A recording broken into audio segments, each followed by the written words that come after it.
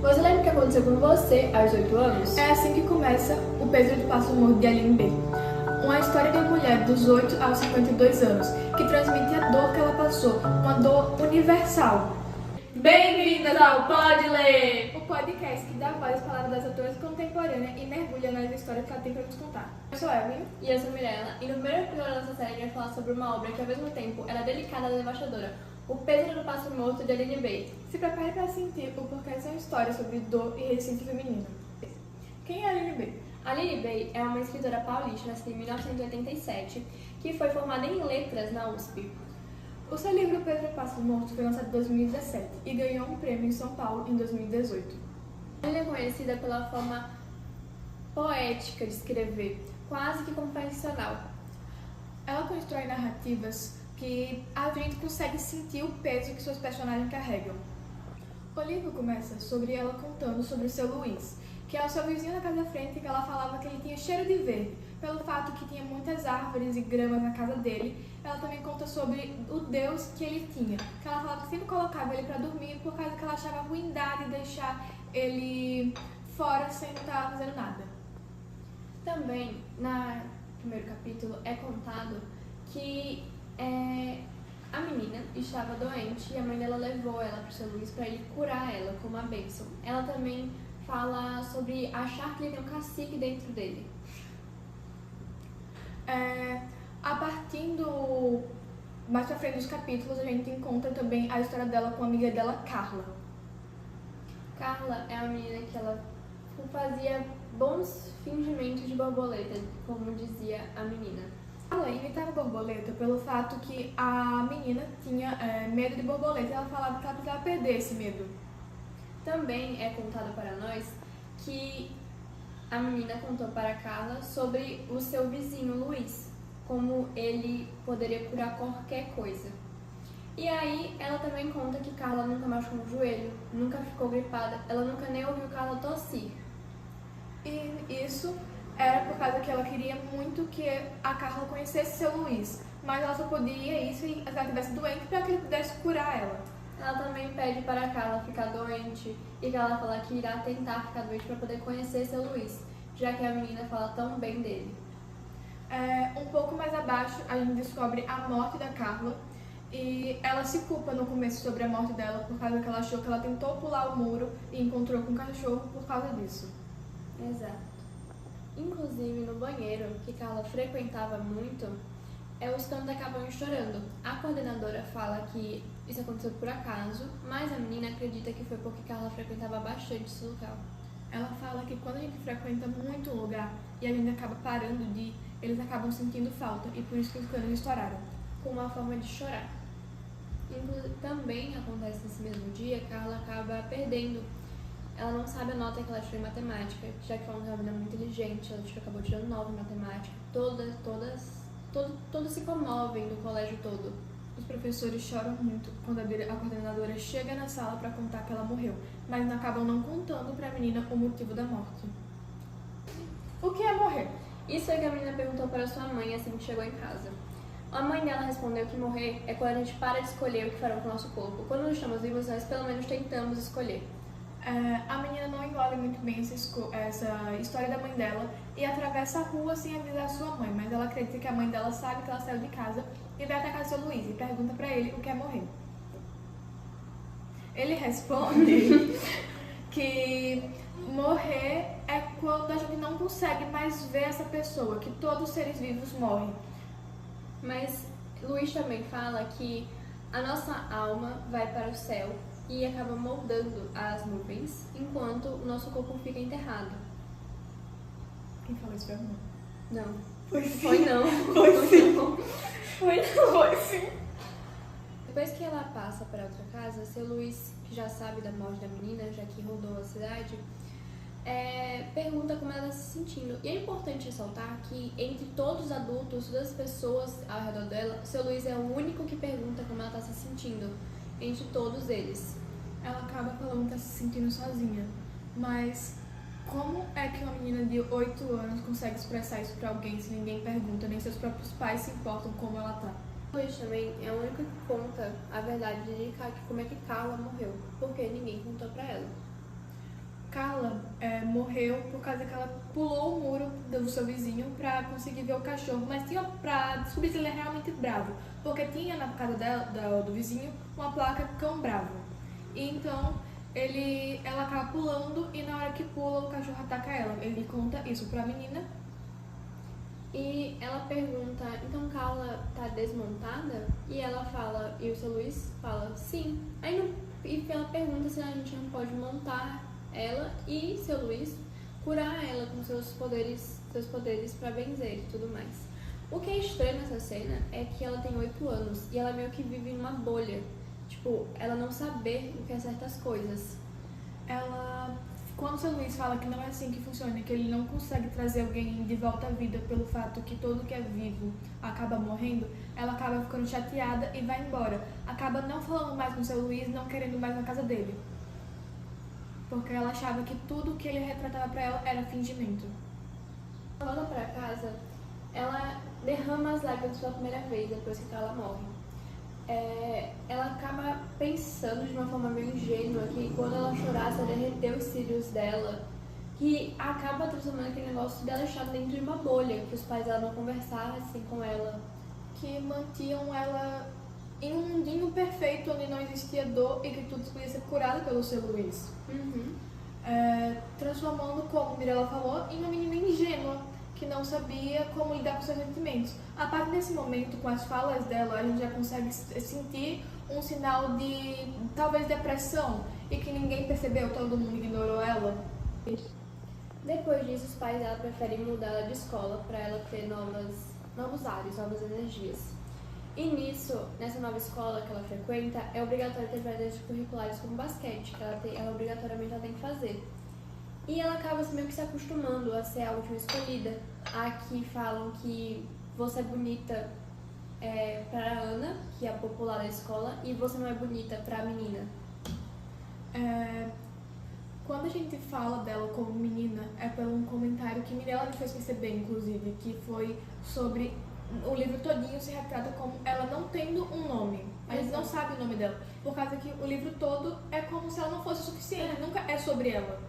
Tudo que ela retrata não é sobre a vida, não é sobre ela em si, é sempre sobre alguém que está perto dela, seja por Ana, seja por Carla, seja pelos próximos personagens que vão aparecer.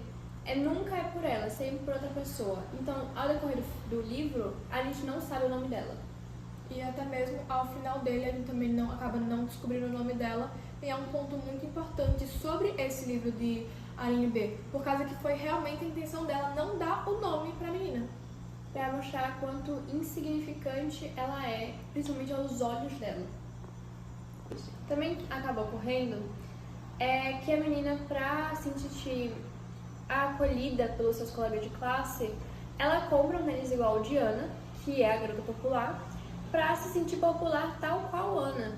E nisso os colegas percebem, falam que é falso, ficam falando que ela quer copiar a Ana, fazem um bullying muito pesado com a menina de 8 anos. Eles fazem uma roda em volta dela pra zoar ela.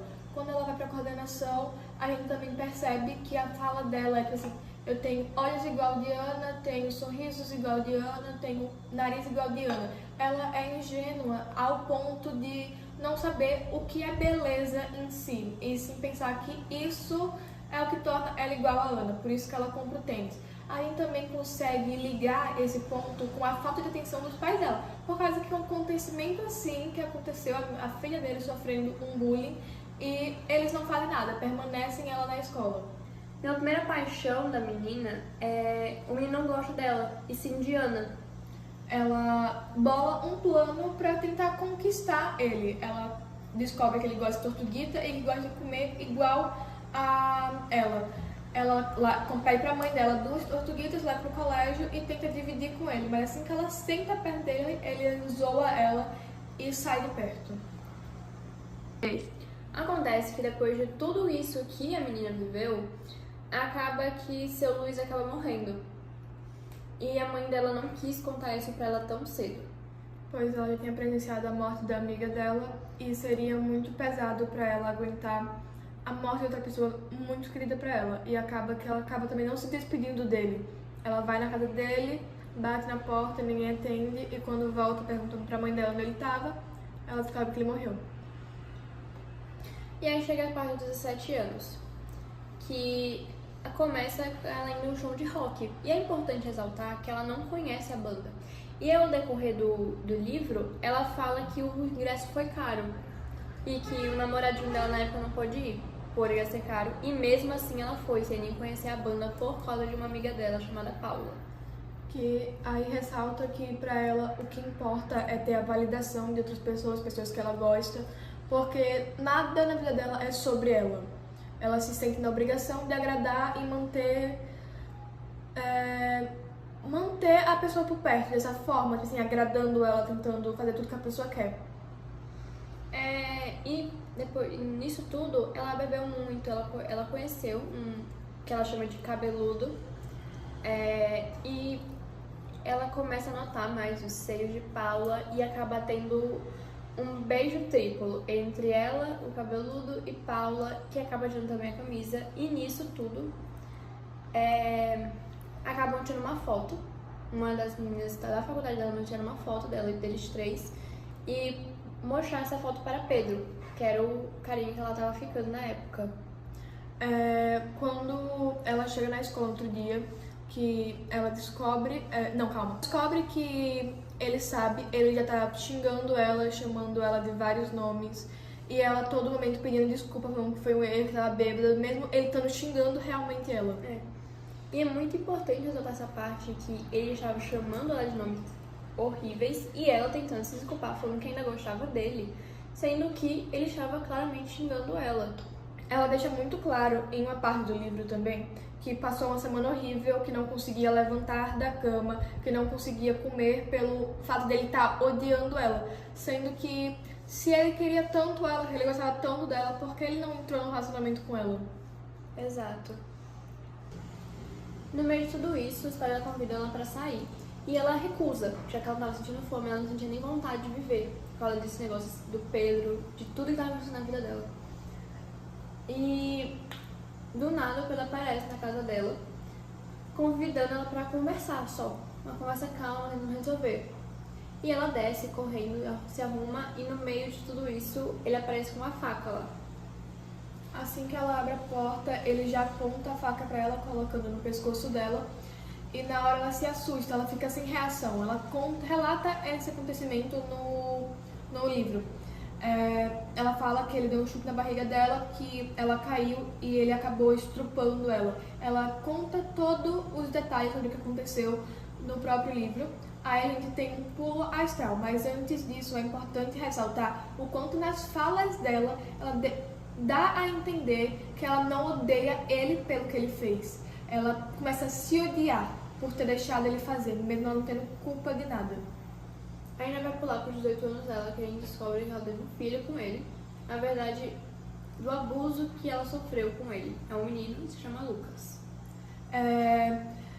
Ela deixa bem claro que ela não consegue amar ele. Ela fala do amor como se fosse uma flor que fosse começar a florescer, mas que ela nunca viu essa flor florescer. E nisso tudo já pula para os 28 anos dela, que o filho dela tem 10 anos. Ela tá trabalhando no escritório de advocacia como secretária. E ela fala que ela não gosta desse emprego, mas o chefe vai muito com a cara dela. Ela nunca deixou de lado o interesse dela no emprego de aeromoça, mas nunca conseguiu realizar por causa do filho, né? A Betty é o que une eles dois. Eu não falo da Beth. Você não falou Betty? Não, eu só esqueci. A Beth, ela é meio que a babá do filho dela. Ela é como se fosse o Luiz, o que foi o Luiz pra menina é a Beth pro Lucas, que é o filho dela. Ela conta como conheceu a Beth, fala que é só pra ele almoçar na casa dela, mas acaba que se torna pra vida toda. Quem conhece o Lucas é a Beth, a mãe dele não conhece nada dele. Isso é muito mostrado quando ela conta como é os finais de semana dela. Ela sempre conta como o Lucas tá sempre jogando videogame, nunca conversa com ela, Com os amigos. E também nessas finais de semana que ele passa com os amigos, ele na casa dela, jogando videogame, ela conta que ele aparece com um xilingue e que ele falou que ele ia começar a matar os pássaros, que ele acha que é algo divertido ver uma vida sendo tirada. Ele vai pra janela junto com os amigos e começa a tentar acertar pedras e saber aonde o corpo dos passarinhos foi encontrado. Ela também conta que começa a perceber o Pedro no Lucas. Exato. Tipo, porque eles são parecidos. O olho, a boca, tudo que é o Pedro era como o Pedro, o Lucas tem. Eles são parecidos fisicamente. E ela começa a ver o Pedro na atitude de Lucas, até fisicamente e emocionalmente. Dentro do Lucas tem o Pedro, e não algo que ela fez, que ela criou, que ela conseguiu. Tipo, ela acha que quem tá com ela não é o Lucas, é o Pedro. Ela retrata ele como se fosse um monstro. Exato. Inclusive, ela fala essa própria palavra, que é pesado pra estar falando do seu próprio filho. Que tanto que ela retrata também no livro que quando ela vê o Lucas na cozinha de noite, ela sempre acha que é o Pedro e não o Lucas. Ela sempre se assusta com isso, até por causa que quando a gente fala sobre criar um filho de um ato violento desse, a gente nunca tem a certeza que ela vai conseguir gostar, que ela vai conseguir amar. E foi isso que aconteceu, principalmente porque ela escondeu tudo que ela passou, inclusive do próprio filho. Ela morreu... Eu tirei nem spoiler do coisa. Ela morreu sem contar pra ele a verdade, ele nunca soube. O que acontece ao decorrer do livro é que a mãe dela liga pra ela perguntando sobre ela, e no meio de tudo isso a mãe dela fala: e o Lucas, ele tá bem? Eu queria saber. Mas no momento ela fala que ela queria na verdade ver ela sempre fala que queria ver o Lucas, então nada nunca é sobre ela. Ela fala sobre sentir saudade da mãe dela, mas sobre o Lucas, nunca sobre ela. Tipo assim, o livro todo, como a gente já falou uns tempos atrás, que nunca é sobre ela, nada. Que tanto que ela nem não é nem nos falado o nome da menina, que em nenhum momento ninguém fala o nome dela. Porque ela não se acha relevante o suficiente pra ser mostrada nesse nível. E também, no decorrer do passarinho, da briga que tiveram com o passarinho, ela dá um tapa nele, por ela ver o Pedro no Lucas, né? Ela dá um tapa que ela fala que foi tão forte que durou por dias a marca. E dá um pulo para os 37 anos, que é quando o Lucas vai para a faculdade de História em Minas Gerais. E ela fala, numa parte do livro, que ela se sente aliviada por não precisar mais morar com um estranho na própria casa. Ela fala que dá pra perceber que ele também estava aliviado por isso. Pulando mais um pouquinho, ele chama ela pra visitar ele e ela inventa uma desculpa, fala que vai estar trabalhando, mas no caso ela nem vai estar trabalhando. Aí só aos 40 que ela decide ir viajar pra encontrar com ele. E é importante ressaltar que o Lucas ligou pra ela pra falar que o dinheiro tinha acabado. Isso depois de passar 11 meses ela sem saber sobre ele. E só liga por causa que ele terminou com a namorada, que levou tudo dele. Exato. Aí, aos 40, quando ela vai de surpresa pra viajar, pra encontrar com ele, ela vai pra ficar. Ela acaba nem chegando lá, por causa do cachorro que ela conhece. Ela conhece um cachorro que ela dá meia volta. Ela chama em Minas Gerais e volta pra São Paulo, que é onde ela tá morando. Ela dá o nome de Vento pra ele e fala que encontrou a cura. É o único momento do livro que ela fala que se sente viva realmente. E desde os 8 até os 40 anos, o único momento que ela se sentiu viva. Então isso retrata um sinal de tristeza muito recorrendo o livro todo, né? Exatamente. Que, tipo, a todo momento, nunca sobre ela, ela só dá momentos tristes sobre ela nunca tá feliz na vida toda dela. Exatamente. E quando a gente fala do cachorro se sentir curada, ela já liga de volta a Carla. Por causa que a Carla morreu com o cachorro. Então, ela encontrou como se fosse, tipo assim, um pedido de desculpa. Ela fala que, tipo assim, o cachorro sente o que aconteceu e por isso que ela leva ele. Inclusive, o cachorro tá machucado, ele vomita no carro, depois eles voltam nos veterinários. O veterinário fala até que ele não tem muito tempo de vida, por ser um cachorro de grande porte, ele parece ser muito velho. E mesmo assim, ela escolhe ficar com ele e mostra um cuidado que ela nunca teve nem com o Lucas, até por causa que ela mesma fala que quem era mãe do Lucas era a Beth, não ela. E tanto que a Beth morre e ela fala que ela meio que ficou meio triste, porque o Beth era meio que o elo entre eles dois. Exatamente. E quando morre, Pedro chora, ela sente tristeza, sente que vão se afastar. E realmente isso acontece. Ele viaja para fazer faculdade, né? E acaba não tendo contato como eles já não tinham, mas acaba tendo menos ainda. Tá? Que algo bem problemático na fala dela é que ela acha que estupro e sexo são a mesma coisa, e coisas que não são. E na única vez que o filho dela foi perguntar cadê o pai dele, ela fala que ela só fez sexo depois o pai dele foi para uma faculdade e acabou subindo no mapa e morreu depois. Sendo que mentira, e ela dá a entender que ele nunca vai se perdoar pelo que aconteceu, pelo fato dela não conseguir entender que isso é um estupro e não uma coisa que ela escolheu, que ela fez porque quis. Aos 48 anos, ela conhece A Joana, que é a noiva do filho dela. Tanto que elas vão ter um bebê, então ela tá grávida de 6 meses, e que é um menino. Que eles vão dar o filho dele na Itália para conseguir melhor oportunidade de trabalho, melhor estudo. Sendo que algo importante ressaltar é que ela fala assim, elas se importam tanto com ele nascer na Itália para melhores oportunidades, mas sendo que é uma criança, normalmente eles nem gostam disso, então por que os pais se importam tanto? Desde tão pequenos, o menino nem nasceu, já estão perguntando, já estão falando sobre o trabalho dele. E não se importando realmente com o bem-estar dele em si, mas só com isso. Ela também acaba tentando contar pro filho, tenta se aproximar dele e contar o que aconteceu com ela, de como ele nasceu, contar a verdade. E ele acaba falando assim, eu já sei essa história, mãe, eu não quero mais saber, e só sai de perto dela.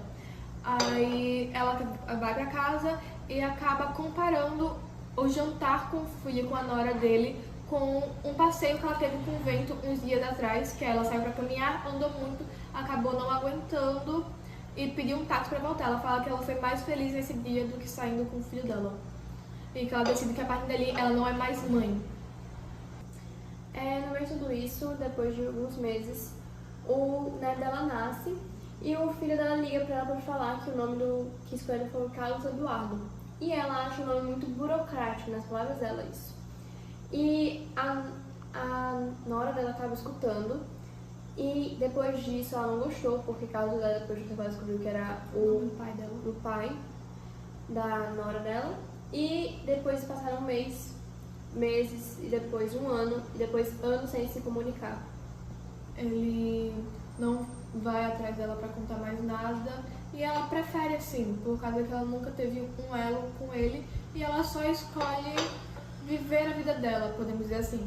Aí a gente tem um pulo novo, que ela tem 49 anos, e ela tá se mudando pra uma casa, pra ela como se fosse uma mansão. A casa antiga dela. É a casa antiga? É a casa antiga. A casa antiga dela, ela retrata como uma mansão velha que nunca vai ser vendida e que para pegar um aluguel barato. Aí que ela começa a ter uma vida boa, podemos dizer assim, que ela começa a retratar como um lugar feliz. Ela troca a televisão por um disco. Um disco de vinil. Eu não sei o nome. É um negocinho que coloca os vinis. Isso. Um negócio. Uma vitrola. Vitrola. Aí ela compra até a caixinha de som, que o cara fala que provavelmente nem deve funcionar mais. Isso. E ela fala que passa horas vendo o vento brincando e só escutando música e pensando. Ela também fala sobre conservar o medo dela de borboletas, porque isso faz com que ela sinta a Carla ainda, por causa que a Carla tentava fazer ela perder o medo. Então, enquanto ela tiver medo, ela vai ter a Carla viva dentro dela ainda. Também é importante ressaltar quando já pulam para os 50 anos e ela tá na casa com o vento e ela tem muitas baratas. E o vento gosta de caçar essas baratas e levar a ela. E é muito importante ressaltar que mesmo ela sentindo nojo, ela percebe a importância que ela ter ali, elogiar ele por ele ter caçado, é pra ele. Então ela sempre elogia ele por ter caçado e ter comido as baratas, mesmo ela sentindo muito nojo e repulsa sobre isso. Isso mostra muito como ela era importante pra ela, enquanto ela se importava com os sentimentos. Exato, principalmente os sentimentos dele, que ela considera, acho que mais que filha do que o próprio filho dela. Exatamente. Aqui a gente já dá o pulo para os 52 anos, é o último capítulo que a gente tem do livro. Ela fala que vai na feira no sábado de manhã porque ela vai dedicar aqueles 15 dias para repor a geladeira para 2 pessoas. Ela sempre retrata o vento como se ele fosse parte da família dela. ela fala que lembra do pai dela, e esse é um momento muito importante também, por causa que durante todo o decorrer do livro ela não fala que os pais dela morreram. Ela fala nessa parte, já no final do livro, que o pai dela morreu, acabou não acordando um dia, e 4 meses depois a mãe dela morreu de tristeza porque não aguentou ficar sozinha. É muito importante ressaltar isso porque é como se não tivesse importância assim pra ela, porque não foi algo atual, foi algo que aconteceu há muito tempo e que não é retratado isso no livro todo. E foi algo meio que ali, um comentário, sabe, no meio do capítulo. Não foi uma coisa que ela deu relevância, ela só contou por cima, falou assim, não, acabou morrendo, o médico falou que quando a pessoa vive muito tempo com a pessoa e a pessoa acaba morrendo, acaba não aguentando por muito tempo. É simplesmente isso que ela fala.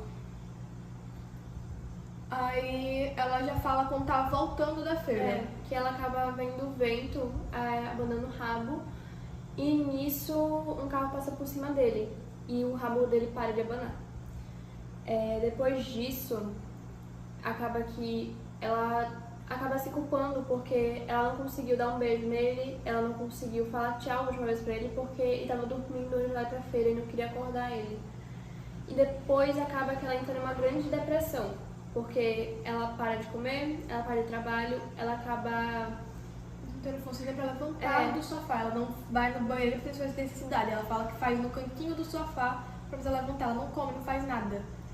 E algo bem importante ressaltar é que as baratas começam a aparecer, obviamente, já que ela já ressaltava que já tinha muita barata na casa. E que ela achou importante falar para as baratas por que o vento não aparece mais. E isso é muito importante demonstrar que mesmo que ela tenha sumido por anos, ela não ligou, mas quando o vento morreu, que parece que foi a única paixão dela, realmente o amor dela morreu. Ela deixa bem claro isso, ela fala que vomitava de fome, mas mesmo assim não levantava, ela não ia atrás. Até porque a vida dela perdeu o sentido ali quando ele morreu. Então, pra ela, acabou. E depois de um tempo ela acaba morrendo também, né? Porque já não tinha mais vitaminas.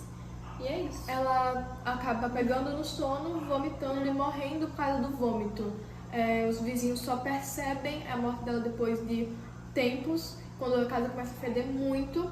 E o filho dela não vai pro funeral dela. É importante ressaltar isso, o filho dela não vai pro funeral dela e só vai depois. Um ano depois? E porque o sogro dele precisou que ele viesse pra resolver umas coisas e ele veio e vai no túmulo dela. Que tanto que ele tem uma teoria, né, que Everyday fez, que quando ele tá lá, chega um homem com um buquê no túmulo dela e na minha cabeça faz todo sentido ser o pai dele, o Pedro.